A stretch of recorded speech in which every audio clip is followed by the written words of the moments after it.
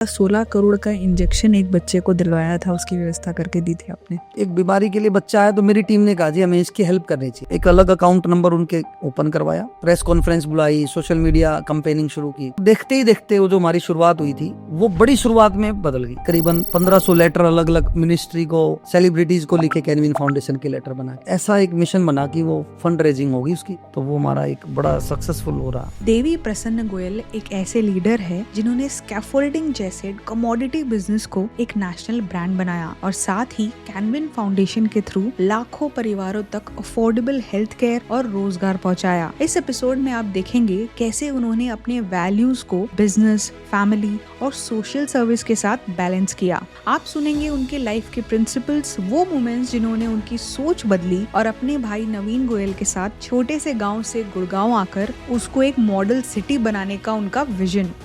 जब किसी से डिसएग्रीमेंट होती है तो आप कैसे हैंडल करते हो? डिसएग्रीमेंट, एग्री मतलब एग्री नहीं कर रहे हैं, एग्री कैसे करवाना है, बैठ के बात होगी। जितने भी रिश्ते टूटते हैं उसका एक ही कारण है कि बातचीत का अभाव है।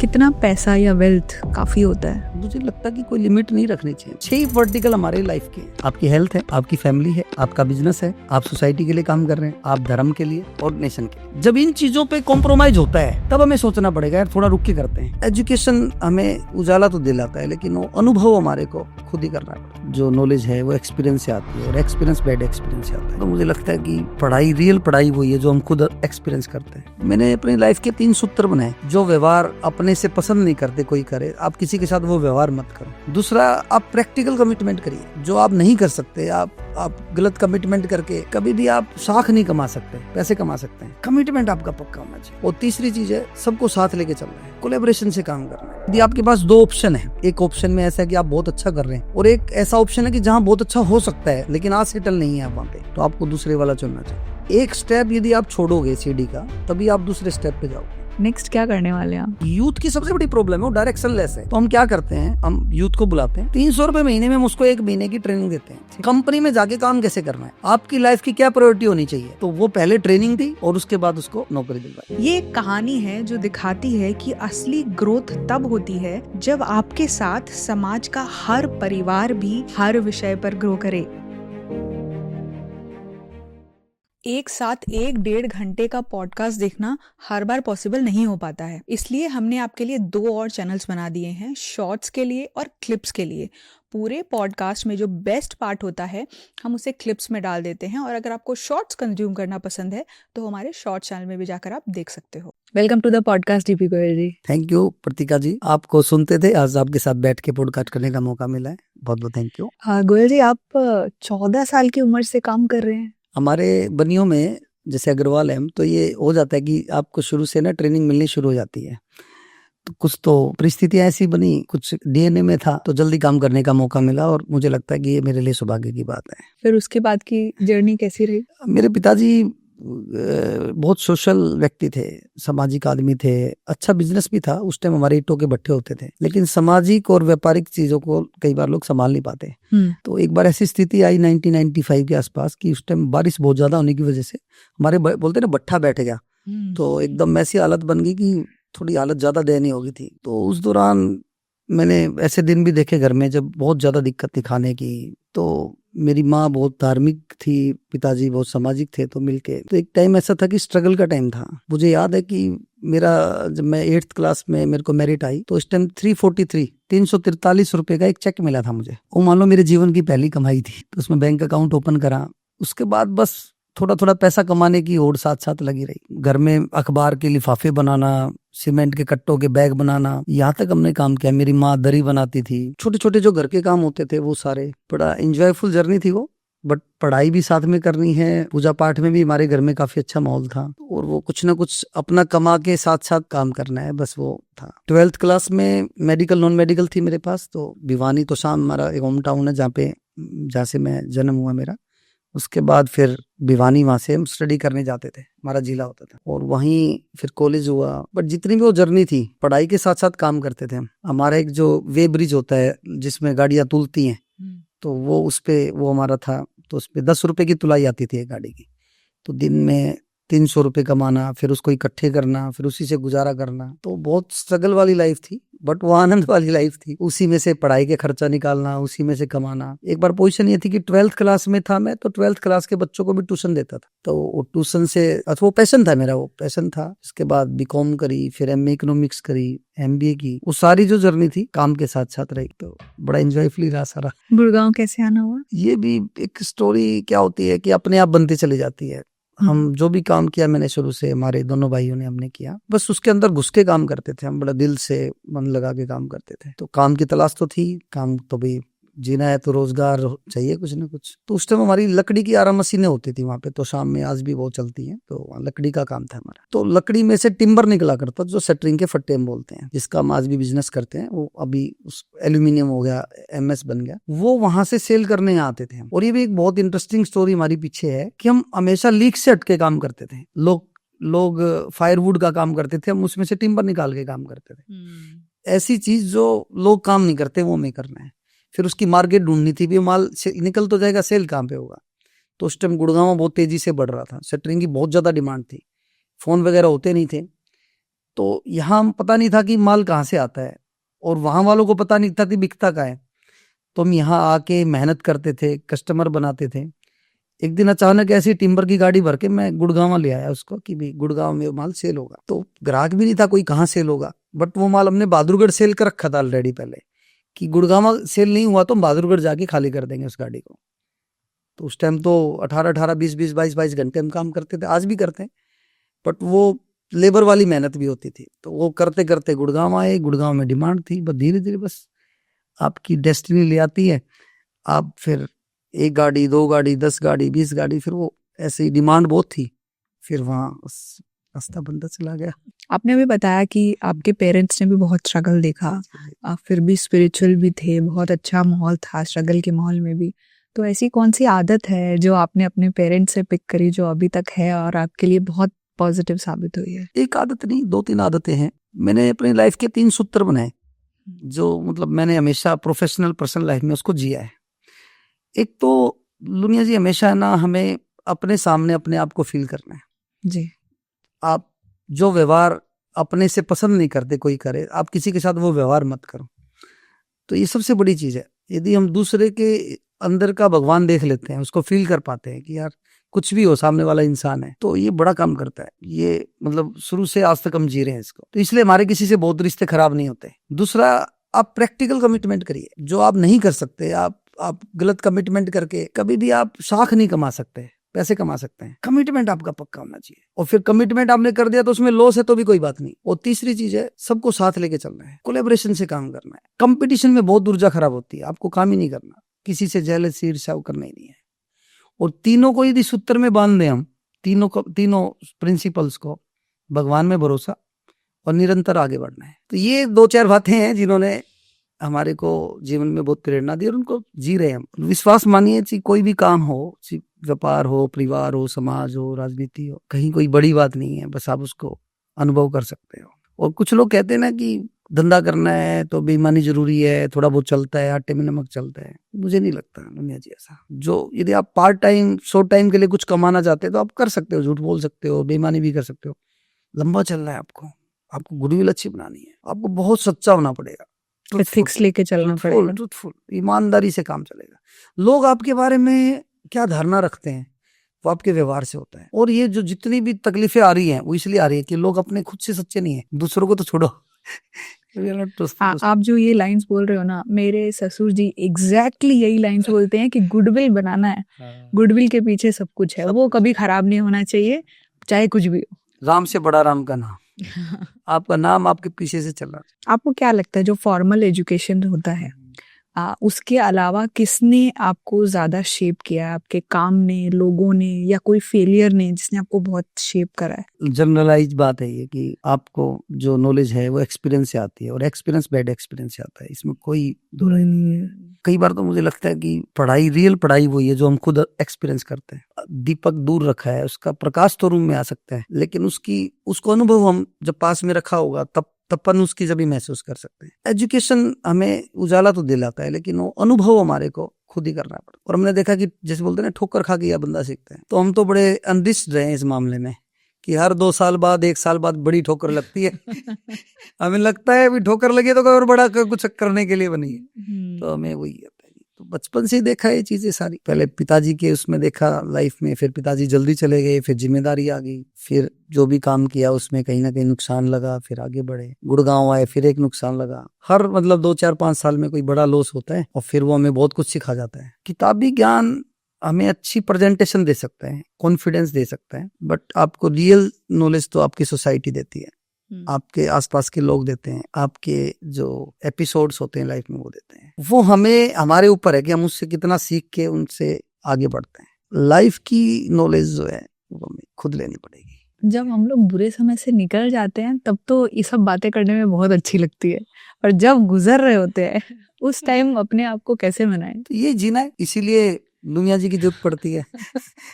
इसलिए अब तो फैसिलिटी हो गई कि हम पॉडकास्ट सुन के थोड़ा इंस्पिरेशन ले लेते हैं, मोटिवेशन ले लेते हैं। बट मुझे लगता है कि भगवान आपके साथ रहता है, और यहाँ तक मुझे ये भी एक बड़ा अनुभव है मेरा लाइफ का, भगवान उसी को तकलीफें ज्यादा देता है जिस पे उसको लगता है कि पात्र है मेरा, उसको आगे बढ़ाना चाहता है भगवान। तो बहुत सारी चीजें ऐसी मेरे जीवन में रही हैं जो इससे बात प्रूव होती है। थोड़ा भगवान में भरोसा रखना बहुत जरूरी है। आजकल मैं देखता हूँ जो सबसे बड़ी प्रॉब्लम है, आप स्पिरिचुअल लोग मंदिरों में जा रहे हैं बट वो भरोसा नहीं कर रहे। भरोसे का नाम ही भगवान है, भाव का नाम ही भगवान है, मतलब रहा ही नहीं, बहुत कम होता जा रहा है। अभी थोड़े दिनों से कुछ लग रहा है कि थोड़ा रुका है मामला, अच्छा हो रहा है। भगवान में भरोसा रखना बहुत जरूरी है। जब आप भगवान पे भरोसा रखते हैं तो आपको भगवान उसी किसी रूप में आपके साथ देने के लिए कोई बंदे को भेज देते हैं, अपॉर्चुनिटी दे देते हैं। बुरा या अच्छा टाइम बहुत लंबे टाइम तक रुकता नहीं है। आपको थोड़ा सा जागरूक होके इससे मैं कैसे निकल सकता हूँ, किसकी हेल्प से निकल सकता हूँ, और वो आप कैसे निकल सकते हो वो इस पे निर्भर करता है कि दिन आपके जब अच्छे थे तो आपने लोगों के साथ व्यवहार कैसा किया। आपने अच्छे दिनों में लोगों से व्यवहार करके संबंध बनाए हैं तो वो संबंध ही आपको बुरे वक्त से निकाल ले जाएंगे। आप वो अच्छे टाइम पे जब अभिमानी थे, किसी की सुनते नहीं थे, बात मानते नहीं थे और ये मोटा मोटी सबके साथ हो ही जाता है। जो हमारी समझ है वो हमें ये सिखाती है कि हमें थोड़ा बैलेंस रखना है। Stay humble always always always always. तो मुझे क्या लगता है कि आपके बड़प्पन की निशानी ही आपकी विनम्रता है। आप किसी भी एक अच्छे व्यक्ति से मिलोगे तो आप बता दोगे कि यार, मैं ऐसे बहुत लोगों से मिला तो दे आर वेरी हम्बल और बहुत कुछ सीखने को मिलता है। तो we should surround ourselves like that, those people. और आजकल तो बहुत आसान है, आप वर्चुअली मिल सकते हो। हाँ, ऑफ कोर्स। आपका फर्स्ट बिग ब्रेक कौन सा था जब लगा कि यार अब तो हम कुछ बड़ा करने वाले हैं? जो सबसे बड़ी प्रॉब्लम होती है आपकी लाइफ। मेरे पिताजी 2007 में एक्सपायर हो गए। हम मतलब मेरे पिताजी इतने हंसमुख थे, इतने ज्यादा पॉजिटिव थे कि उनके बिना हमारी लाइफ कैसी होगी हमने कभी सोचा ही नहीं था। 53 इयर्स की एज थी उनकी और मेरी उम्र उस टाइम 27 साल की थी। मेरी शादी हुई थी इस टाइम, 2 साल हुए थे। एकदम से आपके ऊपर जैसे पहाड़ टूट गया। अच्छा, फिर एक और बड़ी बात थी कि हमें उनकी लेगेसी को मेंटेन करना था। उनका बहुत बड़ा नाम था। अभी बेटा कुछ ऐसा करे कि उसका भी नाम रोशन करे। हमारे पिताजी तो बोलते एक बात थे ये कि भी नाम खराब ना हो। तो बस वो फिर एक था लाइफ का टर्निंग पॉइंट जब हमने गाँव को छोड़ा। और मैं अपने सभी लोगों को भी कहना चाहता हूँ कि आपके जो व्यूवर्स हैं कि यदि आपके पास 2 ऑप्शन है, आप आज एक ऑप्शन में ऐसा है कि आप बहुत अच्छा कर रहे हैं और एक ऐसा ऑप्शन है कि जहां बहुत अच्छा हो सकता है लेकिन आज सेटल नहीं है आप वहां पे, तो आपको दूसरे वाला चुनना चाहिए। हम गाँव में थे जब ठीक ठाक गुजारा हो रहा था, मस्ती में थे, लेकिन गाँव नहीं छोड़ते तो आई थिंक सारे भारत में आज हम जिस तरह से देखा काम किया वो नहीं कर पाते।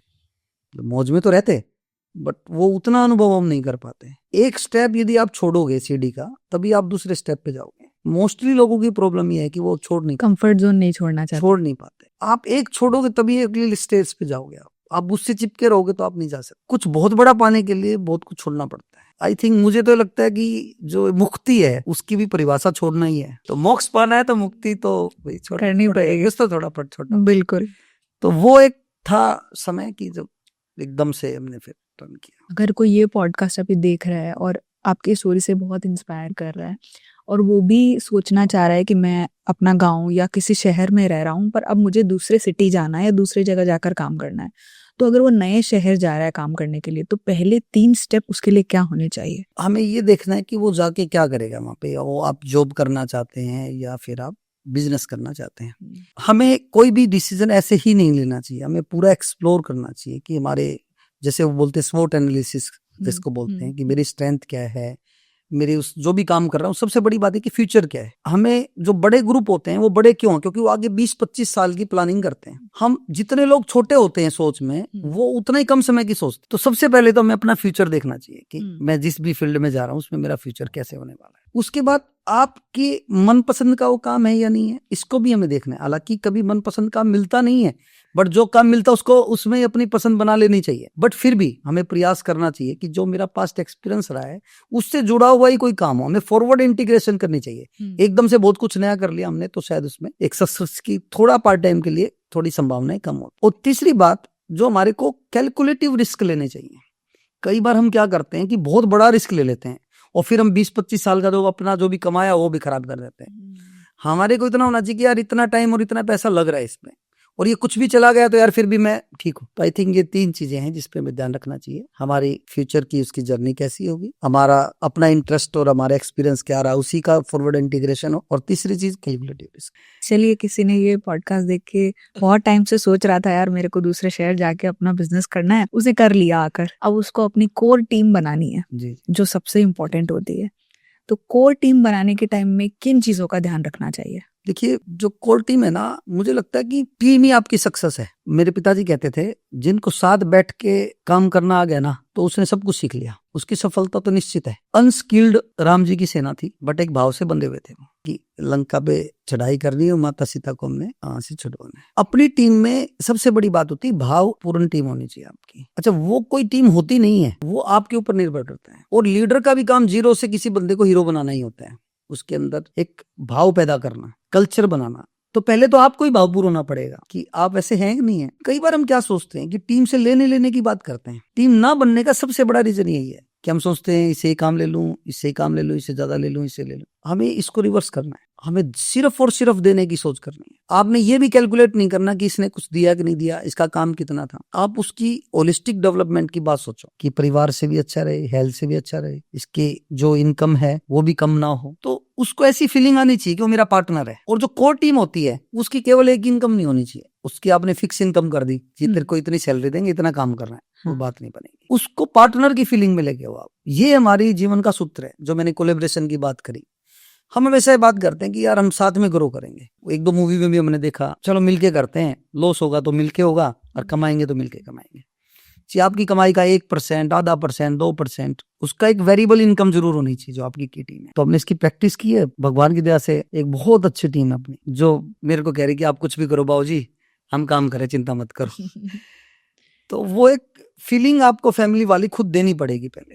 वो एक ड्राइविंग फैक्टर भी रहता है। सबसे बड़ा फैक्टर वही मानता हूं मैं। और ये नहीं कि कोई बनावटी हो, उसके लिए आपको नर्चर करना पड़ेगा। आपकी खेती कब होगी? जब आपकी भूमि उपजाऊ है। भूमि आपका दिल है, आपका भाव है, उसको उपजाऊ बनाना है। आपका उसमें कोई खतपरवार को देखना नहीं है, आपको अपने आप को वो करना है, वो आपको प्रैक्टिस करनी है। इस जीवन में कुछ भी हासिल करना है, उसके लिए 2 ही सूत्र हैं। एक तो आप उसके लिए प्रयास कीजिए, भी आप कम से कम उसके लिए सोच रहे हैं, प्रयास कीजिए, और फिर उसको प्रैक्टिस कीजिए, अभ्यास कीजिए। कोई भी चीज हम पा सकते हैं, तो उसमें संगत का बड़ा रोल है। हम अपने सराउंडिंग में उन लोगों के साथ रहें जो वो भावपूर्ण हैं। पहली चीज तो ये समझ बढ़ानी है। कई लोग आज मैं देखता हूँ खाली हैं बिल्कुल, मुझे क्या मिल रहा है, मुझे क्या मिलेगा, बोलते हैं ये तो फैमिली है हमारी, कुछ नहीं है। मानते नहीं है। हाँ, मतलब मैं नेगेटिव सोचता नहीं हूँ, लेकिन मोस्टली मैंने देखा है, कहीं भी अच्छा। देखते हैं तो ऐसा ही दिखता है मुझे। तो शिकायत कोई करता है, मेरी अपनी कुछ डेफिनेशन मैंने बनाई है, शिकायत करता है तो इसका मतलब उसका ध्यान जो है खालीपन पे है, उसकी गलतियों पे है।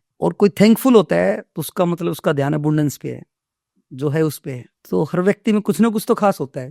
तो यदि हम केवल और केवल उसकी खास बात पे बात करेंगे ना, तो वो आपके भाव से बन जाएगा। तो हम क्या करते हैं, अपनी कोर टीम में सारा दिन कमियां बताते रहते हैं, तूने ये नहीं किया, तूने ये नहीं किया, कुछ तो किया। तो उसको हम अप्रिशिएट कर सकते हैं। मान सम्मान, प्यार, प्रेम, ये हर व्यक्ति की जरूरत है। उसको कितना दे रहे हैं हम, इस बात पे सारी चीज निर्भर करती है। इस बीच में डिसिप्लिन कैसे लाते हैं? डिसिप्लिन वो खुद लेके आएगा। मान लो हमने, इसमें क्या है कि क्लैरिटी ऑफ कम्युनिकेशन, ये बहुत जरूरी है। कोई भी आपसे व्यक्ति, आज मैं आपको बहुत बड़ा सूत्र देके जा रहा हूँ, जब भी कोई आप नए संबंध में आते हो, आपने कोई नया व्यक्ति जॉब पे रखा, आप किसी के यहाँ जॉब कर रहे हैं, कोई व्यक्ति आपसे नया, कोई वेंडर जुड़ा, कोई ट्रांसपोर्टर जुड़ा, या कोई भी लाइफ में आपके साथ नया व्यक्ति जुड़ा, आपकी क्लैरिटी होनी चाहिए कि आप उसको कैसे देखते हो। आप उसके क्या रोल देखते हो, उससे क्या एक्सपेक्टेशन आप, यदि एक्सपेक्टेशन गैप ही बहुत बड़ा है तो रिश्तों में कभी बात बनेगी ही नहीं। हमारी सबकी बड़ी प्रॉब्लम यही है कि हम शुरुआत में बात ही नहीं करते उससे और बाद में सारी बात थोप देते हैं। और मैंने इस बात को प्रैक्टिकली जिया है कि कोई भी नया रिश्ता बनता है हमारा, मेरी कंपनी में करीबन मतलब विंटर्स कंपनी में करीबन 1500 लोगों मतलब एम्प्लॉयमेंट में है, मेरे परिवार के सदस्य हैं, विंटर्स परिवार के। हर व्यक्ति का लास्ट में इंटरव्यू मैं खुद करता हूँ। कोई कहता है कि यार ये कैसे होगा, मैंने कहा HR मैडम को भी कुछ भी हो ये तो मुझे करना है। उसको भी पता लगना चाहिए कि मैं वेलकम कर रहा हूँ, भी मेरी फैमिली में आपका स्वागत है, मैं प्रधान सेवक माननीय मोदी जी बोलते हैं, मैं हूँ परिवार का, तो मुझे उसका वेलकम करना है कि आप आइए। और उसको मेरी उम्मीद बतानी है कि मैं तुमसे क्या चाहता हूँ, और पहले मैं ये बताता हूँ कि आपको मुझसे क्या चाहिए। Optimum salary on time, respect, अच्छा एटमॉस्फेयर, सिक्योरिटी, आगे बढ़ने का मौका, मेरा पेट डायलॉग है। आपको मुझसे ये चाहिए और मैं उससे पूछता हूँ कि कंपनी आपसे क्या उम्मीद कर सकती है। जब आपके एक्सपेक्टेशन और डिलीवरी में गैप नहीं होगा या आपने उसको क्लैरिटी दी, फिर हमारी इंडक्शन मान लो। हम कंपनी में इंडक्शन और ट्रेनिंग पे कितना काम करते हैं, ये सबसे बड़ी प्रॉब्लम है कि हम नहीं करते। और जितनी भी बड़ी कंपनी हुई है, मैंने L&T कंपनी में देखा, वहाँ 6 महीने एक व्यक्ति की जो भी नया एम्प्लॉय आता है 6 महीने ट्रेनिंग होती है उसकी। कैन यू बिलीव इट कि 6 महीने की सैलरी सिर्फ वो ट्रेनिंग के नाम के दे भी रहे हैं ट्रेनिंग और उसका भी खर्च कर रहे हैं और 6 महीने की सैलरी दे रहे हैं, तो उसका ही फर्क है। आप रिश्तों की शुरुआत में वो जो आपके एक्सपेक्टेशंस उनको बार बार बताइए, और जब भी उसने पहली गलती करी आप उसके साथ प्रेम पूर्वक भाग से बैठिए, आप बहुत अच्छा कर रहे हो लेकिन ये थोड़ी गलती है, आगे नहीं चलेगा। 1 बार 2 बार 3 बार, तीसरी बार के बाद वो गलती नहीं करेगा तो डिसिप्लिन अपने आप आएगा। तो शुरुआत में हमें उसको डिसिप्लिन में लेके आना है और उसके लिए कोई गुस्से या डर की जरूरत नहीं है, क्लियर कम्युनिकेशन की जरूरत है। देखो एक तो होता है लालच और डर का फॉर्मूला कि आप उसको डर दो या इंसेंटिव दो, एक होता है आप उसको प्रोसेस समझाओ, और दूसरा इंस्पिरेशन दो कि यार ये गोल के लिए हमें काम करना है। और गोल भी आपका स्वार्थ का नहीं होना चाहिए। आपने कहा कि मुझे पैसा कमाना है, मुझे पैसा कमाना है, लेकिन यार इसके लिए मैं पैसा क्यों कमाऊं, हमें देश के लिए कंट्रीब्यूट करना है। और बाय गॉड ग्रेस हमें जो काम मिला लाइफ में वो कंस्ट्रक्शन फील्ड में हम काम करते हैं, साथ में हम हॉस्पिटल इंडस्ट्री में काम करते हैं। बाय गॉड ग्रेस मैं धन्यवादी हूँ कि दोनों ही देश को आगे बढ़ाने के काम है। उसको ये जोड़ो कि यार हाँ मिलके काम करेंगे, और ऐसा नहीं कि बोलना है सिर्फ, आपने जीना भी है उसको। इसका भी एक बहुत बड़ा फार्मूला मैं देखता हूँ, कई बार हम लेन देन करते हैं, ट्रांजैक्शन में लेन देन होते हैं, दूसरा करता है लेन लेन, और एक होता है देन देन। हम देन देन का व्यापार भी कर सकते हैं। अब एक रेहड़ी पे कोई टमाटर बेच रहा था, लेने वाला सोच रहा है कि ये 20 रुपए किलो बोल रहा है, मैं इसको 15 में कैसे ले लूं, तो उसकी कमाई कम करके देख रहा है वो। टमाटर बेचने वाला सोच रहा है कि मैं इसमें थोड़ा एक आधा खराब टमाटर कैसे डाल दूं, तो ये होगा आपका लेन लेन, दोनों लेन लेन कर रहे हैं। लेन देन कैसे होगा, वो कहेगा यार मैं 20 के 20 दूंगा, और वो सोचेगा यार कि इसको ठीक सा माल चला जाए, ये लेन देन है। और वो देन देन की सोच क्या है कि वो कहेगी यार उसके लिए ब्लेसिंग भी दे रहा है वो साथ में, पैसे के साथ, यार ये बड़ा अच्छा आदमी है, अपने से उसको ब्लेसिंग भी दे रहा है, अच्छे शब्द भी दे रहा है, तो देन हुआ ये, पैसे की वैल्यू तो दी। और उसने सोचा कि यार ये टमाटर लेके जा रहा है, ये मैं खराब ना जाने दूं, इसके जाके इसका अच्छा बने, उसके साथ वो संबंध बनाना चाह रहा है, तो ये विन विन है, देन देन है। तो जब हम हर रिश्तों में देन देन के रिश्ते बनाएंगे ना, तो हम सारे लोग आगे बढ़ते हैं। आज समस्या क्या है, सारे लेन लेन पे है, लेन देन पे भी नहीं है। Value for money and time, रोटी बोलते हैं, रिटर्न ऑन टाइम इन्वेस्टमेंट। अब रोटी की तो झगड़ा सब है, बट साथ में झगड़ा भी है कि मेरे टाइम के इन्वेस्टमेंट पे रिटर्न क्या आ रहा है, ठीक है ना। तो वो लड़ाई रहेगी ही नहीं यदि आप देने की सोच रखते हैं। तो मैं देने की सोच रख रहा हूं कि यार मेरे टीम में जो बंदा है इसको मैं कैसे आगे बढ़ाऊं, इसकी होलिस्टिक डेवलपमेंट कैसे हो, इसकी कमाई कैसे बढ़े। वो बंदा सोच रहा है कि यार मैं कंपनी को आगे कैसे लेके जाऊं, मैंने 8 घंटे की कमिटमेंट की है कंपनी से, मैं यार रात को भी जाके उसकी प्लानिंग करूंगा कि कल काम कैसे करना है।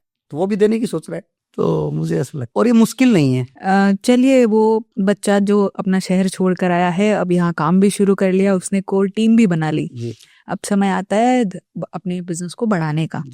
आजकल तो बड़ा ट्रेंड चल रहा है फंडिंग का, तो एक्सपेंशन के लिए क्या करना चाहिए, फर्स्ट स्टेप्स क्या होने चाहिए, क्या फंडिंग की तरफ पहले सोचना चाहिए, कैसे क्या मतलब दिमाग में चलना चाहिए उस टाइम पे? देखिए लुलिया जी, हमें ना किसी चीज को भी इग्नोर नहीं कर सकते कि हम पहले वो करें या वो करें, साथ साथ चलने का प्रोसेस है। बोलते हैं कि पहले आप अपनी स्ट्रेंथ पे काम करो और फिर आप अपनी कमियों पे काम करो जब आप एक लेवल पे आ जाते हो। पहले जो 1-2 साल होते हैं, पहले आपको जो भी काम मिला है उसके अंदर आपको घुस जाना है, उसकी बारीकियां पता करनी है, उसकी इंडस्ट्री की प्रॉब्लम क्या है, उससे रिलेटेड लोग कहाँ सफर कर रहे हैं, आपकी वो स्टडी है, जो एनालिसिस है, जो आपका कोर वर्किंग है, वो यही है। जब आपके पास कुछ ऐसी चीज होगी ना कि कुछ ना कुछ आपके पास स्पेशल है जिसकी समाज को जरूरत है, इंडस्ट्री को जरूरत है, फंडिंग तो लोग ही दे देंगे, एडवांस दे देते हैं लोग, बैंक फाइनेंस कर देते हैं। तो पहले 1000 दिन जो है, जो बोलते हैं बिजनेस में, या 800 1000 दिन, वो ट्रबल वाले हैं। लेकिन उस 1000 दिनों में आपने कितने ईमानदारी पूर्वक रिश्ते बनाए, कितने आप अपनी कमिटमेंट में पक्के रहे। इंसान में लोग इन्वेस्ट करते हैं, कंपनी में नहीं करते। आपकी इंटेंशन प्योर है, अच्छा काम करने की सोच रखते हो, तो ये कंपनियों की बैलेंस शीट वगैरह वगैरह कुछ नहीं होती। जो बैंक फाइनेंस करते हैं, जो बैंक कंपनियों को, कंपनी नहीं देखते हो, वो इंसान देखते हैं। और जो नए नए स्टार्टअप्स आते हैं, लिस्टिंग होते हैं एनएससी में, बीएससी में, लोग ये नहीं देखते कि कंपनी कैसा कर रही है। कंपनी का जो प्रमोटर है, जो उसका डायरेक्टर है, जिसने वो शुरू की कंपनी, उसकी सोच क्या है, उसका विजन क्या है, और उसका पास्ट एक्सपीरियंस कितना ईमानदारी पूर्वक रहा। बैंक की 6 महीने की स्टेटमेंट लेते हैं, 1 साल की स्टेटमेंट लेते हैं, तो क्यों देखते हैं, क्या देखते हैं वो, उसने बैंक की किस्त कितने टाइम पे दी, उसकी नीयत कैसी है। तो लोग आपकी नीयत पे इन्वेस्ट करते हैं और आपके विजन पे इन्वेस्ट करते हैं। आजकल तो बहुत साधन आ गए। हमारे टाइम पे थे जहाँ 2 लाख रुपए में सारा बिजनेस शुरू करना था, 2 लाख भी 20 लोगों से मांगे हुए थे। जब पिताजी से पैसे लेके निकले 2 लाख, तो पहले ही साल 2 लाख तो वो खत्म कर दिए, 2 लाख का लॉस कर दिया, -2 लाख से शुरू किया। तो अब तो कुछ भी ऐसा नहीं है। तो आपको कुछ ऐसा भी आजकल होता है कि आप, एक पैसे वाला दोस्त है, एक मेहनत वाला दोस्त है, दोनों मिलके काम कर रहे हैं। किसी चलती कंपनी में आपने 10 पैसे की पार्टनरशिप ले ली, कोई आपकी कंपनी में इन्वेस्ट कर रहा है, आपका भी 2-4 महीने, आपका 2-4 साल, 1-2 साल आपका अच्छा चला, तो आपके अंदर इन्वेस्टर आ जाएंगे। थोड़ा स्मार्टनेस भी यूज करनी पड़ेगी। कैनविन फाउंडेशन में 100 रुपए में ओपीडी कराते हैं और दिन के 2000 से ज्यादा पेशेंट्स देखते हैं। ये भी एक जर्नी है लुनिया जी। एक बार मेरी माता जी को जब वो देहांत हुआ, उससे पहले 3 साल पहले उनको कैंसर रहा, 2015 से 2018 तक। और ये भी डेस्टिनी कहीं पीछे से ही जोड़ रही थी मेरे को। जब मेरे पास मेडिकल होती थी 12th में, तो मैं डॉक्टर बनना चाहता था। अब वो पैसे उतने थे नहीं कि भी कोचिंग ले पाते, तो जी नहीं हुआ एडमिशन, और वो जी डॉक्टर नहीं बन पाए। तो मन में रहता था कि यार डॉक्टर सेवा करता है तो उसमें दोनों काम हो जाते हैं, घर का गुजारा भी होता है, सेवा भी होती है। तो मन में थी कहीं ना कहीं वो बात। माता जी को कैंसर हुआ 2015 में, 2018 तक 3 साल मैं माँ के साथ रहा। 80% 90% टाइम मतलब मैंने माँ को दिया, माँ के साथ रहा। 2 बार मैं जर्मनी माँ को लेके गया ट्रीटमेंट के दौरान। तो मैंने लुनिया जी देखा कि हेल्थ फील्ड में बहुत बड़ा गैप है। अब आप सोच के देखिए, मैं अपने घर से देखता हूँ, मेरे घर में कोई बीमार होता है तो मैं क्या देखता हूँ सबसे पहले, किस डॉक्टर के पास जाऊँ, किस हॉस्पिटल में जाऊँ, कौन सा ट्रीटमेंट ठीक रहेगा, मेरे पॉकेट फ्रेंडली ट्रीटमेंट कहाँ पे है, मेरे नजदीक कौन सा है। तो ये सारी चीजें हम वर्कआउट करते हैं। लेकिन मैं जो वहां देख रहा था, तो कोई ऐसी संस्था नहीं थी जो मुझे गाइड कर दे कि मेरा ट्रीटमेंट यहाँ ठीक चल रहा है क्या। तो बस एक उस टाइम से एक दिमाग में आई, और पिछले 5-7-10 सालों से मेहनत भी कर रहे थे दिमाग में, कि सोच रहे थे कि सोसाइटी के लिए कुछ काम करना है, तो ऑर्गेनाइजेशन में किसी विषय पे काम करना है। तो मान लो कि माँ की बीमारी ने हमें जीवन का मकसद दे दिया, और वो एक अलग से एक जर्नी हमारी स्टार्ट हुई। माताजी का देहांत 2018 में हुआ। मेरी माताजी मेरी प्रेरणा बनी। उन्होंने बोला कि बेटा लोगों के लिए कुछ करना है। बट वहीं से शुरुआत हुई। एक हॉस्पिटल में हमने एग्रीमेंट हुआ, आर्टेमिस हॉस्पिटल गुड़गांव में, 25% डिस्काउंट मिलेगा हमारे थ्रू कोई पेशेंट जाता है तो। लोगों की सेवा करना, उनको बताना इस डॉक्टर के पास जाओ, क्योंकि एक्सपीरियंस 3 साल में मेरा बहुत हो गया था। मैंने बहुत स्टडी किया। तो कैंसर पे विन हो, इससे हमने कैन विन संस्था की शुरुआत की, कैन विन फाउंडेशन। तो एक भाव बन गया कि वी कैन विन। इसी से फिर रास्ते बनते चले जाते हैं। आप एक किसी भी फील्ड में आप एक बाय डिफॉल्ट एक काम में आते हो, और जब आप उसमें घुसते हो तो आपको लगता है कि यार इसकी बजाय ये और काम करना है। तो आपकी फॉरवर्ड इंटीग्रेशन, नई नई चीजें आपके साथ जुड़ती चली जाती हैं। नए मिशन, नए लोग, नया टारगेट, चीजें, नए प्रोसेस जुड़ते चले जाते हैं। Affordable health, assurable health, approachable health. आपकी health services approachable, assurable, affordable हो, इस मिशन पे हमने काम शुरू किया। और आज चलते ही चलते, मुझे नहीं पता ये 6-7 साल की जर्नी कैसी रही। 2019 में शुरुआत हुई थी, 6 साल हो गए। आज 5 पॉलीक्लिनिक हैं, सेवा पॉलीक्लिनिक हम बोलते हैं। कैनविन आरोग्य धाम है, आपकी 2 महिला कौशल सेंटर हैं, एक रोजगार सेंटर है, एक आरोग्य रथ चल रहा है। करीबन 2 लाख, आज आते हुए डाटा लेके आया, 2,97,000 यूनिक फैमिली हमारे साथ उस मिशन में जुड़ी हुई है। 3,000 से ज्यादा वॉलंटियर्स काम कर रहे हैं। पिछले 5 सालों में कम से कम भी 10 लाख इंक्वायरीज पे हमने काम किया। और कैसे हर रोगी को हम थोड़े से थोड़े पैसे में इलाज करवा सकते हैं, इस मिशन पे काम कर रखा है। बल्कि मिशन ही लाइफ बन गया है। और बड़ा आनंद आता है जब देखते हैं किसी की प्रत्यक्ष तौर पे हेल्प हो रही है। गरीब आदमी बहुत हैं, गुड़गांव बहुत महंगा शहर हो गया है, मियाँ बीबी दोनों नहीं कमाते जब तक घर नहीं चलता। गुड़गांव के ही 4-5 तरह के गुड़गांव है, तो एक ऐसा भी गुड़गांव है जहाँ लोग अफोर्ड नहीं कर सकते। उनको घर में कोई बीमारी आ गई, एक बीमारी एक मेंबर को एक बीमारी आ गई एक बार के लिए, बुखार ही हो गया, वो बुखार ही पूरे साल का बजट बिगाड़ देता है। तो बस वो बड़ा पेन था। 100 रुपए की पर्ची, 200 की दवा, 300 रुपए में बंदा छोटी मोटी बीमारियां उसकी टनाटन हो जाए। तो ऐसे लक्ष्य पे चले थे। पहले एक हॉस्पिटल से टाइप हुआ, फिर 53 हॉस्पिटल से टाइप किया, फिर उससे भी बात नहीं बनी कि 100 वाला ट्रीटमेंट, 1000 वाला ट्रीटमेंट 750 में तो करवाया, लेकिन फिर और भी करना है यार, इतना भी नहीं दे सकते लोग। फिर छोटे हॉस्पिटलों से टाइप किया जो अच्छा काम कर रहे थे, फिर वो 500 वाला ट्रीटमेंट 300 में लेके आए, उसमें भी बात नहीं बनी। मैं यार 300 वाली बात नहीं है, फिर इसको 100 रुपए पे कैसे लेके आना है। फिर एक संस्था और इसको देखा कि 100 रुपए, 150 रुपए पर्ची थी उनकी। मैंने कहा 100 रुपए में पर्ची कर। फिर मेरी कंपनी में मैंने बात की, यार थोड़ा फंड मुझे चाहिए कंपनी में। तो भगवान की दया से जी अभी 2000 के आसपास परिवार, हर प्रकार की बीमारी, जनरल फिजिशियन, गायनी, बच्चे, स्किन, डेंटल, आंखें, और उसके बाद आपका gynae, mother child, nephro, urology, even neuro and cardio, सारी ओपीडी हमारे यहाँ गुड़गांव में अंडर डूबीज। और सर्जरीज भी 40%। कोई भी सर्जरी हमारे यहाँ 35,000 30,000 से ऊपर नहीं हो सकती। डिलीवरी 11,000 रुपए में नॉर्मल डिलीवरी, 21,000 रुपए में सिजेरियन। और एक महिलाएं अपने आप में एम्पावर महसूस करें, विंटस कंपनी कैनविन में जो भी पेशेंट डिलीवरी होती है माता की और उसको कन्या होती है, तो 2100 रुपए का कन्यादान देती है। बस वो एक भावनात्मक तरीके से हमारा एक वो है कि भाई ठीक है, सोसाइटी में कुछ अच्छा होना चाहिए। सारी तरह की सर्जरी होती है, 3 ऑपरेशन थिएटर है, 10 बेड डायलिसिस के हैं, सारे स्किन प्रोसीजर्स होते हैं, हेयर ट्रांसप्लांट तक वहां पे होता है, MRI, CT स्कैन, सारे डायग्नोस्टिक। 2850 रुपए से शुरू की थी हमने MRI, 750 से अल्ट्रासाउंड। ये सारी चीजें तो कहीं ना कहीं एक ताकत देती है, सबल देती है आम आदमी को। जी, असर आ रहा है सोसाइटी में। मुझे याद है मैंने देखा था 16 करोड़ का इंजेक्शन एक बच्चे को दिलवाया था, उसकी व्यवस्था करके दी थी आपने। हाँ, कई बार 3 केस ऐसे हुए और बड़ा अच्छा लगता है कि ऐसा हो भी कैसे गया। एक SMA बीमारी होती है बच्चे को, जिसमें उसकी DNA में प्रॉब्लम आनी शुरू हो जाती है, न्यूरो प्रॉब्लम है। एक बच्चे हमारे से कांटेक्ट हुआ, क्योंकि सोसाइटी में रहते तो लोगों ने संपर्क किया, ऐसे बताया। तो हमने आज तक किसी भी सोशल ऑर्गेनाइजेशन से या लोगों से पैसे गैदर नहीं किए, पैसे दो लाइक दैट। हमारी कैनविन फाउंडेशन में भी हम प्रयास करते हैं कि कोई पैसा नहीं लेते, किसी को सेवा देनी है सेवा दे। जो भी वहां पे पैसा खर्च होता है वो विंटस कंपनी करती है। ये भी आज मैं पहली बार आपके उसमें बता रहा हूँ। तो उसमें जो भी पैसा कम पड़ता है हमारा महीने का, तो विंटस कंपनी उसको पे करती है। क्योंकि हम सोसाइटी से पैसा लेके थोड़ा बदनामी के डर से डरते हैं कि लोग देंगे 100, बताएंगे 1000 और बुराई 1 लाख की होगी, तो हम थोड़ा बचते हैं उस चीज से। एक बीमारी के लिए बच्चा आया तो मेरी टीम ने कहा जी हमें इसकी हेल्प करनी चाहिए। मैं उसके फेवर में नहीं था, क्योंकि हम पैसे मांगने के लिए हम अब लोगों से अपील करेंगे तो लोग कहेंगे कि इन्होंने तो अपना धंधा शुरू कर दिया। बट मेरी टीम ने कहा जी ये उम्मीद करके आए तो हमें लगना क्या है, हम तो उसके लिए कोशिश करेंगे। तो फिर हमने एक अलग अकाउंट नंबर उनके ओपन करवाया, उनका खाता, कि हमारे खाते में पैसा ना आए। और हमने उसके लिए फिर प्रेस कॉन्फ्रेंस बुलाई, सोशल मीडिया कंपेनिंग शुरू की। और वो देखते ही देखते वो जो हमारी शुरुआत हुई थी वो बड़ी शुरुआत में बदल गई। तो वो सेलिब्रिटी तक भी मैटर गया। हमने करीबन 1500 लेटर अलग अलग मिनिस्ट्री को, सेलिब्रिटीज को लिखे, कैनविन फाउंडेशन के लेटर बना के। ऐसा एक मिशन बना कि वो फंड रेजिंग होगी उसकी। तो वो हमारा एक बड़ा सक्सेसफुल हो रहा। शुरुआत की थी, बट वो सब एक मॉब बनता है जब सारी चीजें पॉसिबल है। इंडिया में तो देने वाले लोगों की कमी नहीं है। तो फिर 3 केस हुए हमारे ऐसे। अच्छा, हाँ।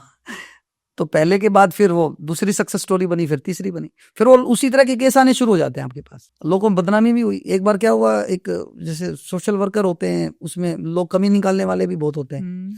तो वो इंजेक्शन, जैसे वो मिशन शुरू हुआ तो उसको 1 साल लग गए, हमारे को 8-9 महीने लग गए।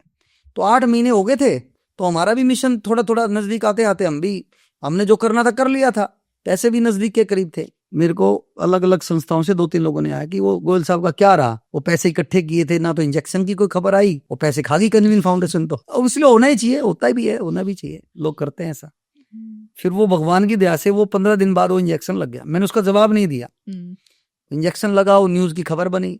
फिर मैंने वो फोटो न्यूज की उसको भेजी। वो जितने भी नेगेटिव बोलने वाले लोग थे, आज वो बोलते हैं कि यार मैंने ऐसा क्यों बोला कैनविन के बारे में। तो आज वो इतने साथ खड़े मिलते हैं मेरे कि जो भी काम होता है वो साथ रहते हैं। तो आपके काम जो है वो किसी भी क्रिटिसिज्म को खत्म करने के लिए जरूरी है। वो बहुत अच्छी सक्सेस स्टोरी थी। पर हॉस्पिटल का करते करते आप महिला सशक्तिकरण में भी आ गए, जिनको नहीं पता मैं बताती हूँ कि 250 रुपीज पर मंथ में महिलाओं को बहुत सारी ट्रेनिंग मिलती है, जैसे स्टिचिंग हो गया, मेकअप हो गया, और भी बहुत सारे क्लासेस हैं। और इसमें और भी अच्छी बात क्या है कि अगर आप 3 महीने तक कंटिन्यूस प्रॉपर अटेंडेंस देते हो तो वो 250 रुपये महीने भी नहीं लगेंगे।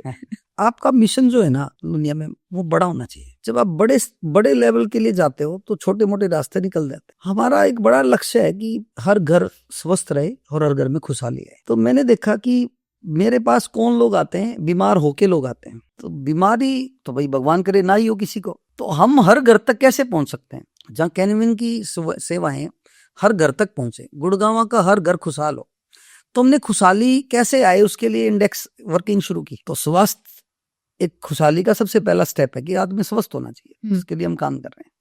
फिर मैंने देखा कि घरों में ऐसी महिलाएं हैं जो पढ़ी लिखी हैं लेकिन जॉबलेस हैं, और यदि हमें समाज को सशक्त करना है ना दुनिया में, तो इसका एक ही तरीका है कि आपकी घर की महिला सशक्त हो गई तो आपका घर सशक्त। और ये बड़ी विडंबना है कि घरों में पढ़ी लिखी महिलाएं, जो मैंने आपकी स्टोरी सुनी उसमें भी यही था कि आपने उनके लिए एक शुरुआत की कि यार लोग भी फॉलो कर सकते हैं जैसे आपने किया, तो मैं उसको रिलेट कर पा रहा था। तो उसमें कैनविन क्या कंट्रीब्यूट कर सकता है? उसमें हमने वर्क फ्रॉम होम काफी महिलाओं को दिलवाया कंपनियों से टाइप करके। That was the one thing जिससे हमने शुरुआत की थी। अच्छा, कि एटलीस्ट हम उससे शुरू कर सकते हैं। लेकिन मैंने कहा यार पढ़ी लिखी महिलाएं भी चलो ठीक है, वो कुछ ना कुछ कर लेंगी, लेकिन वो महिलाएं जिनकी कोई स्किल नहीं है, और बहुत बुरा हाल है लुनिया जी, घरों में दारू पी के लोग उनको पीटते हैं, तकलीफ देते हैं, पैसे नहीं होते उनके हाथ में, बहुत बहुत बेचारगी है उनकी। फिर उस पे हमने कहा कि यार इस विषय पे तो काम करना ही है। तो मेरे एक दोस्त हैं, वो भी मुझे कहते रहते थे कि ये ऐसा कुछ करो, सिलाई कोर्स करो।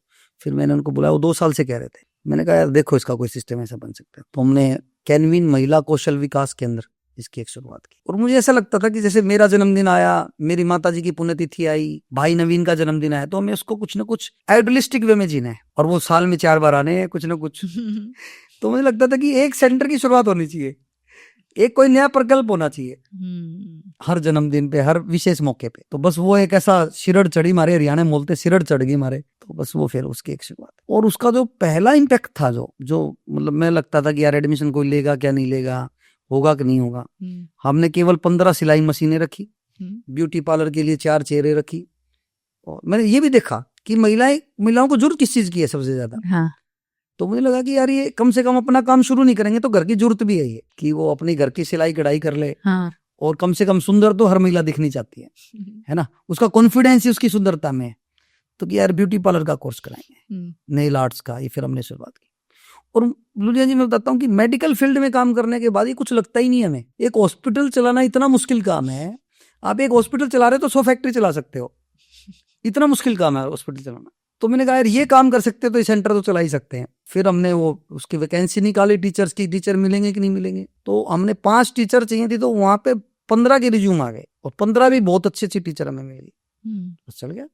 फिर हम एक मैनेजर बनाते हैं, उसको पूरी ट्रेनिंग देते हैं, विचार से जोड़ते हैं कि इनको ऐसे रखना है, फिर वो सेंटर चल गया जी। पहले ही महीने में 300 रजिस्ट्रेशन हो गए। वो आपने बताया कि मैंने कहा फ्री में करना है, तो मेरी टीम बोली जी फ्री में वैल्यू नहीं होती। बिल्कुल, हाँ आप इसको पैसे रखो आप इसमें। मैंने कहा कितना रखना चाहिए, पहले 500 रखो, 1000 रखो। मैं एक काम करते हैं, फ्री में कैसे उसका भी फॉर्मूला बनाते हैं कि फ्री में भी है और फ्री में भी नहीं है। तो मैंने कैसे, मैंने फिर उनको फॉर्मूला दिया, मैं 250 रुपये महीना रखेंगे, और 3 महीने में जिसकी अटेंडेंस 90% है, उसका मतलब वो सीरियस है, काम सीखना चाहती है। जिसकी भी 90% अटेंडेंस 3 महीने में हुई, उसको मैं पैसे 1100 रुपये वापिस करेंगे। मतलब 750 ले रहे हैं, 1100 वापिस करेंगे, तो उसके पूरे पैसे वापिस करेंगे। उसको ऐसा नहीं करेंगे हम कि आपको हमने फ्री में लिया है, फ्री में दिया, उसको हम अवार्ड देंगे कि तूने अच्छा किया है। तो बस चल गया। मतलब स्वाभिमान हर्ट नहीं होना चाहिए, स्वाभिमान भी हर्ट नहीं होना चाहिए। फिर वो कई बार अब तो हो जाता है, अच्छा हो जाता है। अब उसमें भी खुशी की बात क्या है, मान लो हमने करीबन 2500 महिलाओं के आसपास पे काम किया, उनमें से भी करीबन 150-200 महिलाओं ने अपने सेंटर खोल लिए। मेरे पास कई ऐसे डाटा बैंक बना हमारा, देखा है अपने घर में काम कर रहे हैं सिलाई का, किसी कंपनी में नौकरी कर, क्योंकि वहां पे एक्सपोर्ट हाउस बहुत है गुड़गांव में, तो यदि आपको सिलाई आती है तो आपको नौकरी बहुत जल्दी से मिल जाती है। तो करीबन 700-800 महिलाओं को उसमें से ये भी मिली, नौकरी भी मिली। बहुत ही इनोवेटिव मतलब फिलैंथ्रोपी भी करना है, और बहुत इनोवेटिव आइडियाज है आपके पास में। नेक्स्ट क्या करने वाले हैं आप? नेक्स्ट हमने रोजगार पे काम किया। फिर मैंने देखा कि सब अच्छा, एक ना सूत्र मैंने जीवन में सीखा कि जितनी बड़ी प्रॉब्लम होगी, चाहे आपकी कंपनी में हो, सोसाइटी में जिस पे भी आप काम कर रहे हो, जितनी बड़ी प्रॉब्लम उतनी बड़ी रिस्पॉन्सिबिलिटी और उतने ही ज्यादा आपके बड़े प्रयास होने चाहिए। तो मैं तो प्रॉब्लम ढूंढता हूँ। प्रॉब्लम क्या है? पहली बड़ी प्रॉब्लम हेल्थ, मानते हो आने वाले टाइम में। बिल्कुल। दूसरी बड़ी प्रॉब्लम महिलाओं का। तीसरी बड़ी प्रॉब्लम यूथ की सबसे बड़ी प्रॉब्लम है वो डायरेक्शन लेस है। किसी के पास पेरेंट्स का बहुत कुछ है तो भी डायरेक्शन लेस है, और किसी के पास नहीं है उसको भी नहीं पता, मुझे क्लैरिटी नहीं है। तो हम 1 महीने की इसको ट्रेनिंग देते हैं जी। बताइए इसके बारे में थोड़ा। हमने कैनविन रोजगार सेवा केंद्र ओपन किया। तो हम क्या करते हैं, हम यूथ को बुलाते हैं, 300 रुपये महीना लेते हैं उनसे, क्योंकि फ्री नहीं करना है। फ्री में उसको सेल्फ रेस्पेक्ट नहीं रहता जी। 300 रुपये महीना, 300 रुपये महीने में हम उसको 1 महीने की ट्रेनिंग देते हैं। कंपनी में जाके काम कैसे करना है, आपकी लाइफ की क्या प्रायोरिटी होनी चाहिए, you should be balanced on every approach. आप हेल्थ के लिए भी काम करो। हम उसको मोरल बूस्ट करते हैं, उसकी मोरल ड्यूटी से उसको जोड़ते हैं। उसको मैं खुद जाके उनको मोटिवेशन देता हूँ, लाइफ के लिए क्या जरूरी है, अगले 20 साल के बाद अपने आप को कैसे देखते हो, आपकी स्टेम मोरल ड्यूटी क्या होनी चाहिए, तो उसको विचार से जोड़ देते हैं। 1 महीना उसको ट्रेनिंग देंगे, दिन में 4 घंटे उसकी, वो कंप्यूटर भी सीख रहा है, इंग्लिश स्पीकिंग भी सीख रहा है, और उसको जनरल नॉलेज भी हम दे रहे हैं। कंपनी में जाके रिस्पॉन्सिबिलिटी कैसे लेनी है, आप काम की रिपोर्टिंग कैसे पेश करनी है, वो पूरा एक उसको लोड कर देते हैं, और फिर उसको नौकरी दिलवाते हैं। तो वो पहले ट्रेनिंग दी और उसके बाद उसको नौकरी दिलवाई। कंपनी में एक आपको ट्रेंड बंदा मिल गया। सबसे बड़ी प्रॉब्लम कंपनियों में क्या है कि बंदे तो मिल जाते हैं, काम करने वाले बंदे नहीं मिलते हैं। तो हमने कंपनीज को यूथ दिया, लोग दिए जो ट्रेन है, और लोगों को स्किल दी कि यार तुम जाके वहां काम कैसे करोगे, और हमें अपना सुकून मिला। अच्छा, कुछ नहीं लगता आपका, यदि बहुत मोटा मोटा देखो, मान लो हॉस्पिटल में आपके 20x पैसे लगते हैं, तो इसमें 1x लगता है। आपने कितना बड़ा एक काम किया। और उसमें भी मैं ऐसे देखता हूं कि आप सारी बात छोड़ दो, आपने कितना कमाया क्या नहीं किया, सिर्फ एक बच्चा, मान लो करीबन 1800 युवाओं को हमने नौकरी दिलवाई कैनविन फाउंडेशन ने। पिछले 1.5 साल पहले 2 साल पहले हमने इसको शुरू किया था। उसमें से एक बच्चा सिर्फ इतना ज्यादा रिस्पॉन्सिबल हो जाता है, और कंपनी में जाके वो नेक्स्ट लेवल पे काम करते हैं। सीईओ पे चला गया, तो उसने कंपनी को आगे बढ़ाया, अपना काम शुरू कर लिया। इतनी बड़ी प्रोस्पेरिटी सोसाइटी में ला सकते हैं। उसको हम केवल काम करने की बात नहीं करते, आप सोसाइटी के लिए कंट्रीब्यूट करो, पॉलिटिक्स में आप कंट्रीब्यूट करो, आप रिलीजियस आपका कंट्रीब्यूशन होना चाहिए, धर्म के प्रति जिम्मेदारी निभाओ। एक बच्चा हमने ऐसा तैयार कर दिया जो एकदम होलिस्टिक डेवलपमेंट के लिए तैयार है। क्या पता वो स्वामी विवेकानंद बन जाए, क्या पता वो नरेंद्र मोदी बन जाए, क्या पता वो कुछ बड़ा कुछ कर जाए लाइफ। तो इसका मतलब वो एक व्यक्ति भी पूरे समाज को बदल सकता है, और कोशिश करेंगे तो वो एक क्यों सैकड़ों भी हो सकते हैं। तो अच्छा, आज विडंबना क्या है दुनिया में कि आपको काम सिखाने वाले लोग हैं, आपको इंसान बनाने वाले लोग नहीं है। सबको अपनी अपनी पड़ी है कि मैं इसका फायदा कैसे उठा लूं। इसको इतना बनाओ कि फायदा देने वाला बने। उसकी ट्रेनिंग कहां से मिलेगी? ना तो कोई कोर्स दे रहा है ऐसी ट्रेनिंग। सोसाइटी में भी ऐसी तकलीफें नजर आती हैं, और कंपनीज में तो वो होता ही नहीं है, मतलब बहुत ही कम है जहां आपको एथिक्स मोरल वैल्यू से जोड़े, जो उसको उसकी ड्यूटी बताए कि तेरी होलिस्टिक ड्यूटी क्या बनती है। तो हमारा प्रयास यही है कि हम इंडिया के, मेरे प्यारे भारत के हर व्यक्ति को होलिस्टिकली अवेयर बनाएं।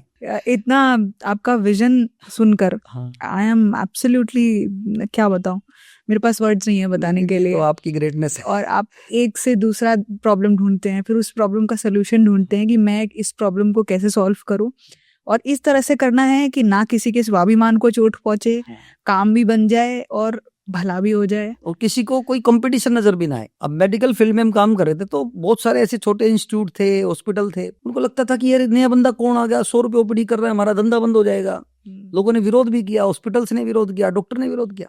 मैंने कम से कम 3 महीने हाथ जोड़ के हर न्यूज प्लेटफॉर्म से ऐसा कहा कि यार मेरा कोई मिशन तुम्हारे काम को डाउन करना नहीं है, और मेरे से अकेला पूरा गुड़गांव भी नहीं संभलेगा भाई। ये तो हमारा एक रेफरेंस पॉइंट है, ये कुछ लोगों के लिए हम काम कर सकते हैं। तो उस टाइम 3 महीने मैंने हर प्लेटफॉर्म पे मैंने बोला, जब जाके लोगों ने मुझे छोड़ा कि यार ये बंदा कोई खराब आदमी नहीं है। आदमी सोचता नहीं इसकी इंटेंशन क्या है, हमारे हॉस्पिटल को क्या कर देगा, वो कर देगा। मतलब हम कोलेबरेट करने वाले लोग हैं, हम मिलके काम करेंगे, मेरा कोई कंपटीशन नहीं है तुम्हारे से। तो सोसाइटी में सबसे बड़ी प्रॉब्लम यही है। ये इवन लाइफ में भी आप बहुत बड़ा कर रहे हो ना, तो आपके साथ के लोग आपको करने नहीं देंगे। तो आपको ऐसा कुछ करना है कि वो समझे यार मेरा भाई है, ये कुछ करेगा तो मेरे को फायदा पहुंचाएगा। आप सबको साथ लेके चल रहे हो या नहीं चल रहे, या सबके साथ मिलके चल रहे हो कि नहीं चल रहे, ये सबसे बड़ी क्वालिटी आपकी है। आपकी बहुत सक्सेस होने में और कुछ लोगों को डाउन फील हो रहा है, तो आपकी सक्सेस नहीं है वो। आप उनको बड़ा बना रहे हो कि नहीं बना रहे अपनी सक्सेस में। If I grow everyone should grow. हाँ, ऑलवेज, बल्कि उल्टा है, दे शुड ग्रो, उसमें मैं ग्रो करूंगा।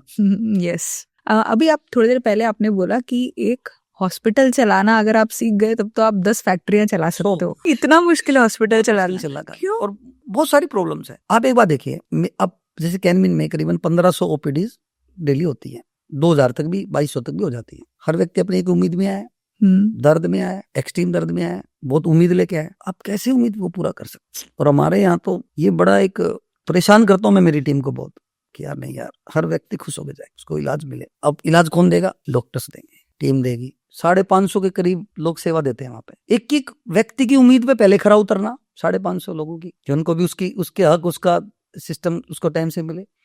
उसके बाद फिर हर पेशेंट की उम्मीद पे खरा उतरना। और उसके बाद इतनी प्रॉब्लम्स हैं, इतनी तरह के सर्टिफिकेट्स हैं। कोई 50 सर्टिफिकेट एक हॉस्पिटल को चलाने के लिए लगते हैं।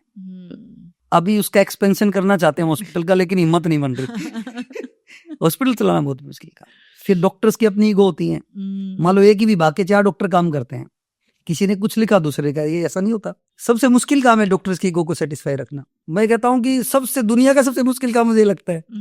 और ये मैं नहीं कह रहा, सभी जानते हैं इस बात को, इस फील्ड के लोग। अच्छा, एक थोड़ी विडंबना भी है, एक डॉक्टर्स काम करते हैं तो वो उनको इमोशन से बांधना भी बड़ा मुश्किल काम है। मतलब मैं थोड़ा नेगेटिव थोड़ा कम जाता हूँ। डॉक्टर्स भगवान होते हैं, लेकिन बहुत मुश्किल काम है ये। उसके लिए तो एक बॉडी है, वो उसको इमोशंस में भरना। ऐसा नहीं कि लोग कम है, वो डॉक्टर्स बहुत हैं, मतलब मोस्टली डॉक्टर होते हैं ऐसे, बट वो कैनविन के विचार से बांध के रखना कि यार मेरा मकसद पैसा बढ़ाना नहीं है, इसका बिल कैसे कम हो, इस पे काम करना है हमें। और मोर देन 90% हॉस्पिटल की ये प्रैक्टिस होती है। बिल बढ़ाना कैसे है? मतलब मैं ऐसा बोलता नहीं हूँ, बट होता ही है, क्योंकि खर्चे उसके खर्चे भी तो ज्यादा है हॉस्पिटल के। अब गुड़गांव में 1000 करोड़ के आसपास की तो जमीन चाहिए, मान लो बड़ा हॉस्पिटल बनाना है मेदांता जैसा, तो वो पैसा कैसे निकलेगा? उसका इंटरेस्ट कैसे निकलेगा? मोस्टली पैसे जो ओवर बजटेड हॉस्पिटल हैं गुड़गांव के आसपास के, सब लॉस में चलते हैं। कहते हैं ना हॉस्पिटल वाले पता नहीं क्या कर रहे हैं, वो तो ऐसे चल ही रहे हैं बस। वो मशीनरी उनकी लोन पे है, इंस्टॉलमेंट जा रही है, तो कोई बहुत बड़ा कोई प्रॉफिट भी नहीं होता हॉस्पिटल। बिल भी तो कितने लंबे चौड़े आते हैं उनके। देखो अब वो है, उसने बताया कि इसकी मजबूरी भी होती है, लेकिन ये काम जो है ये पैसे वाला नहीं काम है। एजुकेशन और हेल्थ ये शुरू से ही सेवा वाले प्रकल्प होते थे। अब इतनी तो फीस होगी मेडिकल कॉलेज की, डॉक्टर बनने के लिए करोड़ों रुपए लगते हैं, बता क्या करेगा? हमने वो बैलेंस बनाने की कोशिश की है कि नहीं बन सकता है बैलेंस, और वो सक्सेसफुली मॉडल रन कर रहा है। मोर देन 85% 90% रेवेन्यू हमारा जनरेट भी हो रहा है। हम थोड़ा सा 100 रुपए की ओपीडी 200 रुपए की कर दे तो प्रॉफिट में भी आ सकता है, जो सोसाइटी में बहुत कम होगा। अब मैंने एक रफ कैलकुलेट कर रहा था मैं, 500 रुपए की ओपीडी का रेट मिनिमम आप मानते हो एक एवरेज हॉस्पिटल? 400 रुपए एक ओपीडी के बचे, 2000 ओपीडी डेली, ठीक है जी। तो 8 लाख रुपए रोज के आपने सेव किए सोसाइटी के, ठीक है जी। एक साल के, एक महीने के कितने में, जो भी 2 करोड़ 40 लाख। 5 साल की मैंने एवरेज निकाली, या 3 साल की भी निकालते हैं हम, तो करीबन 250 से 300 करोड़ रुपए गुड़गांव शहर के बचे। वो 250-300 करोड़ जो लोगों के बचे, वो कहीं ना कहीं और यूज हुए, प्रोस्पेरिटी के लिए यूज हुए। डेफिनेटली। एक आम परिवार जिसकी इनकम 25,000 रुपए है, उसके हमने 2,000 महीने बचा दिया, 1000 बचा दिया, तो 1,000 रुपए का खर्च वो कहीं और प्रोस्पेरिटी के लिए करेगा, फैमिली के लिए करेगा। तो खुशहाली का रास्ता यही है, एजुकेशन, हेल्थ सर्विसेज, रोजगार, और उसको मोटिवेशन साथ साथ मिले, तो उसमें क्या हो सकता है। जब किसी से डिसएग्रीमेंट होती है तो आप कैसे हैंडल करते हो?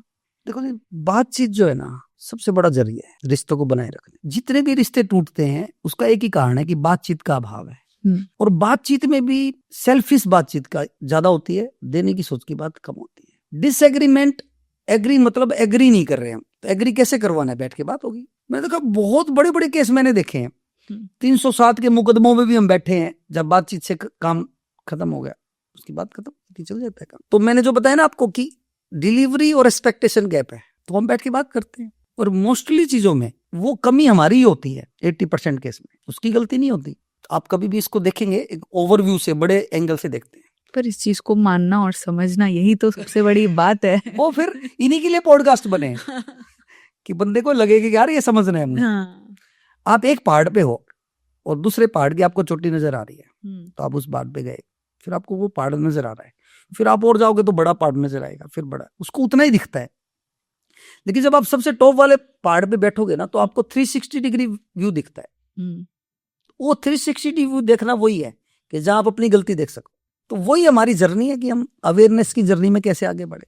इसके लिए आपकी गाइड का आपके साथ कोई अच्छी एक बंदा हो जो आपको थोड़ा सा ठीक रास्ते पे रखे। संगत का बहुत बड़ा असर है कि आपके साथ कोई बंदा ऐसा होना चाहिए कि जो आपको कहे यार ये ऐसे नहीं, ऐसे कर। आई एम ब्लेस्ड, मैं मेरे 2-3-4 मित्र ऐसे साथ रखता हूँ, और मैंने तो काम करने वाले लोगों को ही मित्र बना लिया साथ में कि मेरी प्रॉब्लम उनको लाइव पता रहे। कितना पैसा या वेल्थ काफी होता है?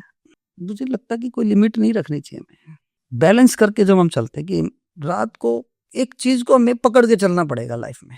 मान लो आपने मॉर्निंग रिचुअल बनाए दुनिया जी, अब मैं आपको बहुत बड़ी बात बता रहा हूँ, वो ना हिले, बस आपको बेईमानी ना करनी पड़े, बस आप बच्चों को भी टाइम दे पा रहे हो, आप भगवान की पूजा में 15 मिनट लगा रहे हो और दिन भर आप उसका अपने मनन भी कर रहे हो कि यार भगवान जी है।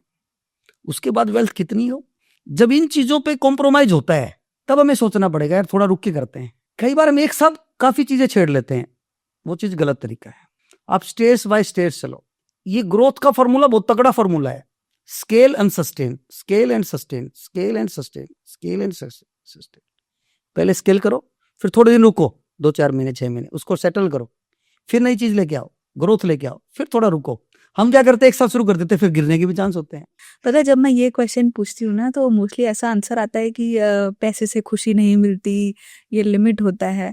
फर्स्ट टाइम किसी ने ये बताया है कि अगर आपकी रेगुलर लाइफ डिस्टर्ब नहीं हो रही है तो आप ग्रोथ करते रहो, उसकी कोई limit growth is life, life is growth, ये डेफिनेशन है। ये बहुत अच्छा तरीका है देखने का कि हाँ मेरी डेली लाइफ हैम्पर नहीं होनी चाहिए। ऐसे अपने एग्जांपल, सबकी अपनी लाइफ है, आप बच्चों के साथ टाइम स्पेंड कर रहे हो, अपना स्पिरिचुअलिटी का टाइम है आपके पास में, ये सब चीज अगर डिस्टर्ब नहीं हो रही है तो कोई लिमिट नहीं है, आप कितना ग्रो कर सकते हो। मैं तो लाइफ की परिभाषा ही देखता हूँ, life is growth, growth is life, जो शायद रिलायंस की टैगलाइन भी है। तो ग्रोथ में सबसे पहले तो आपका लाभ के लिए शुभ होना पड़ेगा। मतलब लाभ की, आपको बोलेगा कि लाभ थोड़ा हो, कौन कहता है? आपके पास ज्यादा लाभ है, ज्यादा पैसे है, तो आप उसको ज्यादा प्रोस्पेरिटी पे लगाओ। ये जितने भी लोग ये ड्रामा करते हैं कि यार नहीं पैसे, अच्छा होलिस्टिक में मैंने एक बार के बारे में 4-5 बार ऐसा बोला, होलिस्टिक का मतलब यही है। और मैं उसको और थोड़ा सा डिस्क्राइब करता हूँ आपको अच्छे से।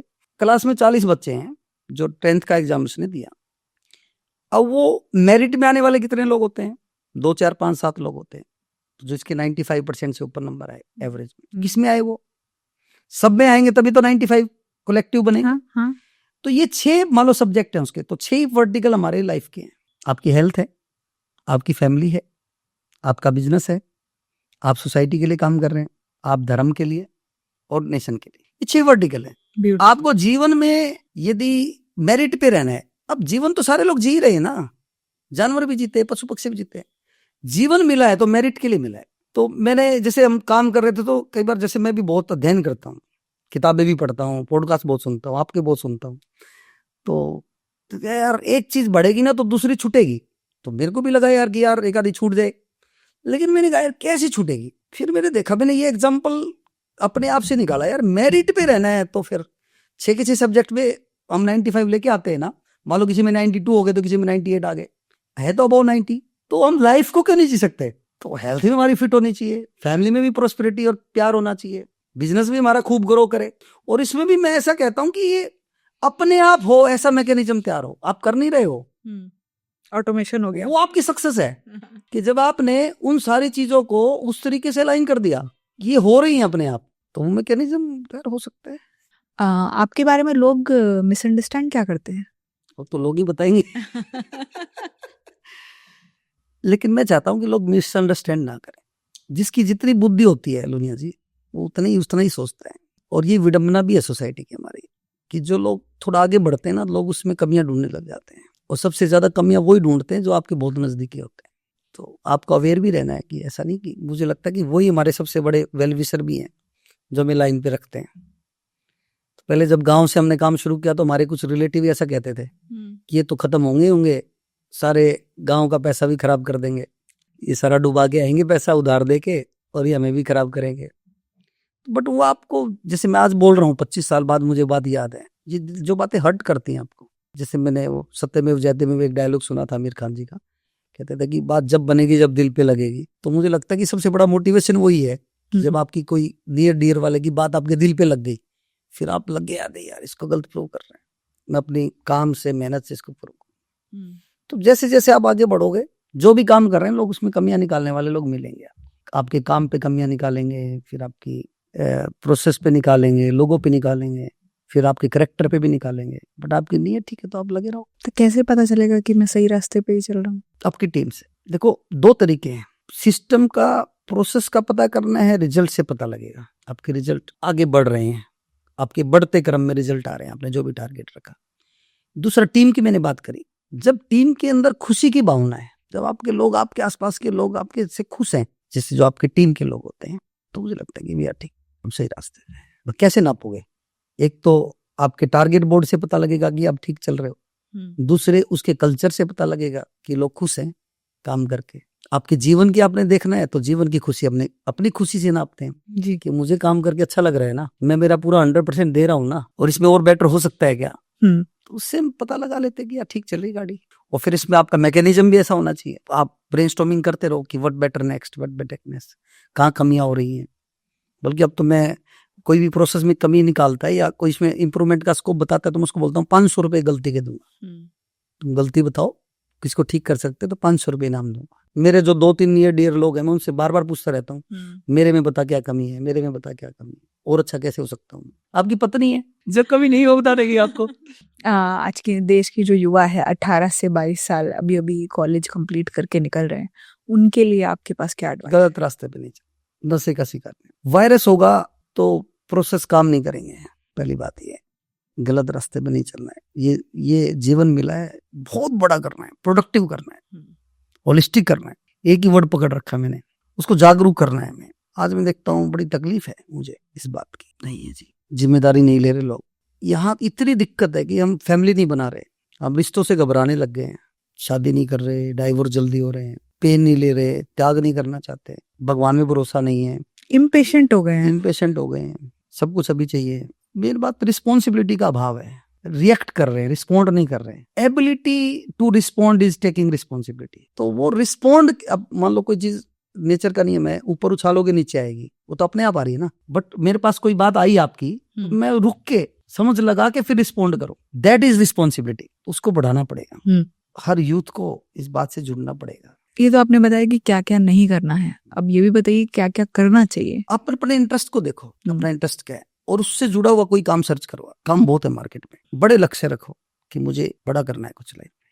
और सबसे बड़ी मैं जो गाइडेंस देना चाहता हूँ वो एक गाइडेंस है कि जो भी काम मिला है, जो भी स्थिति मिली है, हमें उसे प्यार कर लो। मैं इसको ऐसे बोलता हूँ, आपकी गर्लफ्रेंड आपको नहीं मिली ना, तो वाइफ मिली, उससे प्यार कर लो, घर में आनंद आ जाएगा।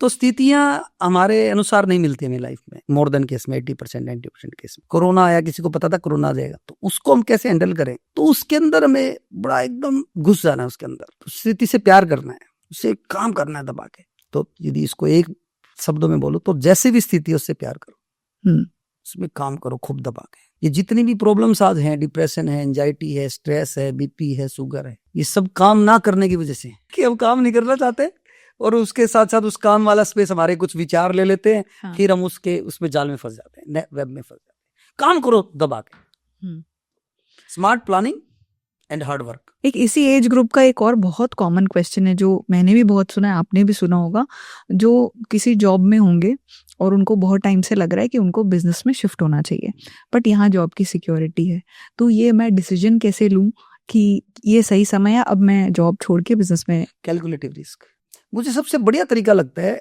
अपनी कंसल्टेंसी करना। आप जॉब कर रहे हैं, उसके साथ साथ बिजनेस शुरू करो, कुछ महीने, 6 महीने, 8 महीने, 1 साल।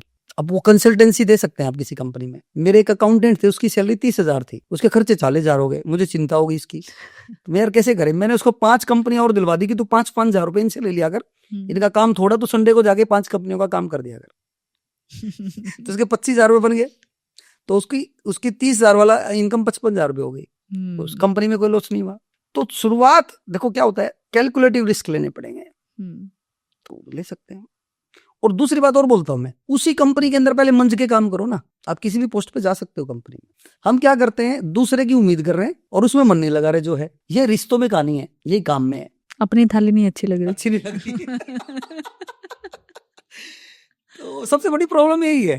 कंपनी कह रही तू कर ले भाई, मैं तुझे और आगे देखना चाहती हूँ। रिस्पॉन्सिबिलिटी वाले लोग कितने हैं।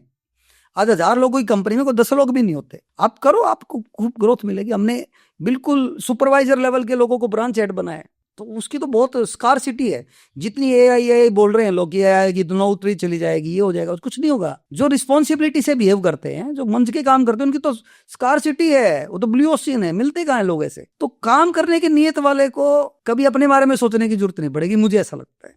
ये सारी प्रॉब्लम उन लोगों की है जो काम अच्छे से करते नहीं है, सोचते बहुत ज्यादा है। बेरोजगारी उन्हीं के लिए है। देख लीजिए, आप कितना बड़ा एक एग्जाम्पल है कि आपने घर में बैठ के एक अच्छी इनकम का सोर्स जनरेट किया, आपकी एक बहुत बड़ा नाम आज पूरे इंडिया में है, पूरे वर्ल्ड में है, और आप कितने लोगों के लिए मोटिवेशन है। तो आपने क्या किया, जो काम आप कर रहे थे उसको आपने दिल लगा के किया, भाव के साथ किया। तो क्या है, बात ही तो कर रहे हैं हम, बट वो दिल से कर रहे हैं और देने की सोच से कर रहे हैं कि यार किसी का भला हो सकता है शायद मेरी 2 लाइन से। I totally agree with you, क्योंकि मैं जब भी अपने हस्बैंड को सुनती हूँ वही बोलते रहते हैं अरे कोई अच्छा आदमी है तो कोई भी आता है हार लेने को रेडी है।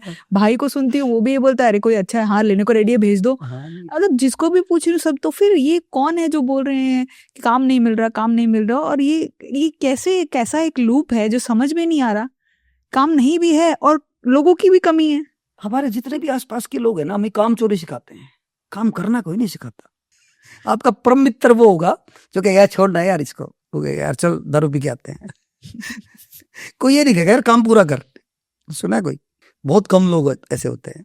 आज नौकरी में भी ऐसा होता है कि यार इसकी फुद्दू कैसे बढ़ाएं इसका।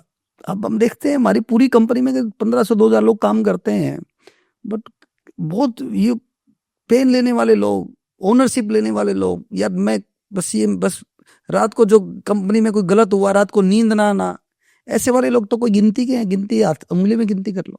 पेन को कल्टीवेट करना पड़ेगा, वो तब होगा जब आप उसके अंदर घुसोगे पूरा। तो मैं कहता हूँ कि कोई इंस्टीट्यूट ऐसा हो जो रिस्पॉन्सिबिलिटी लेना सिखाए।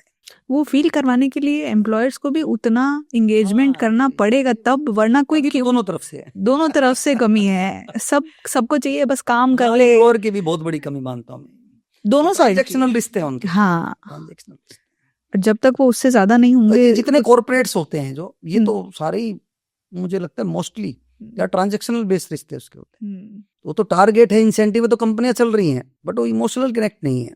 मैंने देखा एक मेरी भाभी जी, उनकी कंपनी में वो बड़ी सीनियर पोस्ट पे है, वो क्या है कि मेरी कंपनी में 300 लोगों को निकाल दिया। अरे मैं ऐसे कैसे हो सकता है? सुनते ही रोज का न्यूज आता है। मुझे बड़ा पेन हुआ यार कि बंदा ऐसे कैसे निकाल सकते हैं। हमारी कंपनी में भी लास्ट वो होता है, वो पहले हम सुनते हैं, फिर एचआर को देते हैं, फिर ग्रीवेंस डिपार्टमेंट को देते हैं कि यार तू समझा ले इसको, ठीक हो जाए। तो बिल्कुल ही लास्ट मोमेंट होता है वो कि हम ऐसा सोचते हैं। बेस्ट एडवाइस जो आपको कभी मिली हो? मेरे पिताजी ने दी थी, किसी के साथ गलत नहीं करना, नाम खराब नहीं होना चाहिए, रिश्ते खराब नहीं होने चाहिए, पैसे सेकेंडरी होने चाहिए रिश्तों के आगे। तो उसी बात को लेके चलते हैं। Thank you so much Goyal ji, आप यहाँ पर आए और इतना अच्छा कन्वर्सेशन रहा। आई एम श्योर कि जो भी ये देख रहा है podcast, it's not only about कि हमने सिर्फ बिजनेस की बात की, रिस्पॉन्सिबिलिटी, सोशल वर्क, आप जैसे 6 पिलर्स बताए लाइफ के, 6 पिलर्स को साथ में कैसे लेके चलना है, ये पूरा मास्टर क्लास था। 1.5 घंटे था। करना ही है, यही हमारा मिशन है कि हम इंडिया के हर परिवार के हर व्यक्ति को हम इन सारों पिलर्स में सर्वांगीण, सतत और संतुलित विकास में करना है, और उसका एक मॉडल क्रिएट गुड़गांव से करना है, फिर उसका रेप्लिका करना है पूरे इंडिया में। माननीय मोदी जी विकसित भारत की बात करते हैं। विकसित भारत जब भी होगा जब गुड़गांव का नहीं, पूरे भारत का हर परिवार विकसित होगा, और वो 6 पिलर पे, पूरे 6 पिलर पे विकसित होगा, तो वो रियल प्रोस्पेरिटी आएगी, और फिर भारत विश्व गुरु बनेगा। तो उसका एक road map. Thank you sir, आपका बहुत बहुत धन्यवाद।